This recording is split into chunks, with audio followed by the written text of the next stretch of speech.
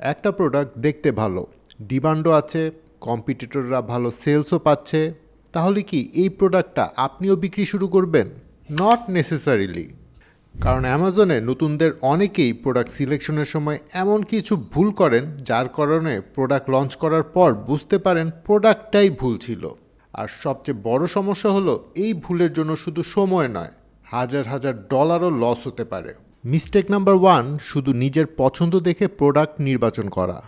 অনেক বিগিনার ভাবেন যেহেতু আমার কাছে এই প্রোডাক্টটা ভালো লেগেছে তাহলে নিশ্চয়ই কাস্টমারদের কাছেও ভালো লাগবে। কিন্তু অ্যামাজন বিজনেসে আপনার পার্সোনাল প্রেফারেন্স ইম্পর্ট্যান্ট না, ইম্পর্ট্যান্ট হচ্ছে কাস্টমারদের ডিমান্ড। আপনাকে দেখতে হবে কাস্টমাররা প্রোডাক্টটি সার্চ করছে কি না, কী পরিমাণ সার্চ করছে আর নিয়মিত কিনছে কি না। মিস্টেক নাম্বার 2, কম্পিটিশন ইগনোর করা। একটা প্রোডাক্টের ডিমান্ড অনেক বেশি দেখেই অনেকে এক্সাইটেড হয়ে যান, কিন্তু ডিমান্ডের পাশাপাশি কম্পিটিশন কেমন সেটাও দেখতে হবে।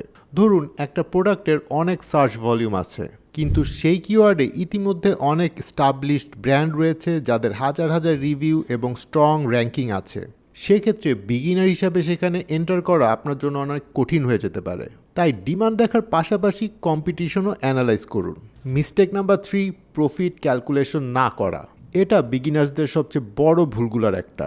অনেকে শুধু প্রোডাক্ট কস্ট আর সেলিং প্রাইস দেখে ভাবেন এতে ভালো প্রফিট আছে, কিন্তু অ্যামাজন বিজনেসে শুধু প্রোডাক্ট কস্ট বাদ দিলেই কিন্তু প্রফিট বের হয় না। অ্যামাজন ফিস, শিপিং কস্ট, স্টোরেজ ফিস, অ্যাডভার্টাইজিং কস্ট, প্যাকেজিং এবং অন্যান্য এক্সপেন্সেস সব কিছু হিসাব করতে হয়। কারণ সেলস বেশি হলেও যদি প্রফিট মার্জিন কম হয় তাহলে বিজনেস কিন্তু সাস্টেইনেবল হবে না।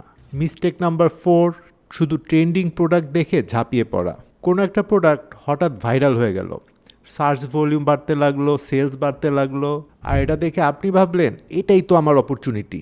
কিন্তু মনে রাখবেন ট্রেন্ড কিন্তু সবসময় পার্মানেন্ট হয় না। আজকে যেটা ডিমান্ড আছে কয়েক মাস পর সেই ডিমান্ড নাও থাকতে পারে। তাই প্রোডাক্টের কারেন্ট ট্রেন্ডের পাশাপাশি লং টার্ম ডিমান্ড আছে কিনা সেটাও ভালো মতো অ্যানালাইজ করে নিতে হবে। মিস্টেক নাম্বার 5, ডিফারেন্সিয়েশনের কথা না ভাবা। আপনি যদি এমন প্রোডাক্ট সেল করেন যেটা কিনা অ্যামাজনের আরও শত শত সেলার একই প্রোডাক্ট সেল করে, তাহলে মানুষ আপনারটা কেন কিনবে? আর এখানেই আসে ডিফারেন্সিয়েশন। আপনি কি বেটার কোয়ালিটি দিতে পারছেন? আপনার ডিজাইন কি বেটার? আপনার প্যাকেজিং কি বেটার? আপনার ফিচার্স কি বেটার? অথবা কাস্টমারের কোনো স্পেসিফিক প্রবলেম কি সলভ করতে পারবেন? প্রোডাক্ট সিলেকশনের সময় অবশ্যই এই প্রশ্নগুলোর উত্তর খুঁজবেন। মিস্টেক নাম্বার 6, শুধুমাত্র একটা টুলের ডাটার উপর নির্ভর করা। হিলিয়াম 10, জাঙ্গল স্কাউট বা এই ধরনের অন্যান্য টুলগুলো আপনাকে অনেক ভ্যালুয়েবল ডাটা দিতে পারে, কিন্তু এইসব টুলের একটা ডাটা দেখেই ফাইনাল ডিসিশনে চলে যাওয়া উচিত না। Search volume, competition, reviews, pricing, sales trends, PPC cost and customer demand সব কিছু একসাথে অ্যানালাইজ করতে হবে। তাহলে প্রোডাক্ট সিলেকশনের আগে কি করবেন? প্রথমে মার্কেট ডিমান্ড চেক করুন, তারপর কম্পিটিশন অ্যানালাইজ করুন, এরপর সব কস্ট হিসাব করে প্রফিট মার্জিন বের করুন, প্রোডাক্টের লং টার্ম পটেনশিয়াল দেখুন এবং সবশেষে চিন্তা করুন আমি এই মার্কেটে অন্য সেলারের থেকে আলাদা কি দিতে পারবো। মনে রাখবেন অ্যামাজনে সফল হয় সেই প্রোডাক্টটি যেটা ডিমান্ড আছে, কম্পিটিশন ম্যানেজেবল, প্রফিট মার্জিন ভালো এবং কাস্টমারের জন্য ক্লিয়ার ভ্যালু তৈরি করে। তাই প্রোডাক্ট সিলেকশনের সময় গেস করবেন না, রিসার্চ করুন, অ্যানালাইজ করুন, তারপর ডিসিশন নিন। সো দর্শক, ভিডিওটা ভালো লাগলে বন্ধুদের সাথে শেয়ার করুন। Thanks for watching.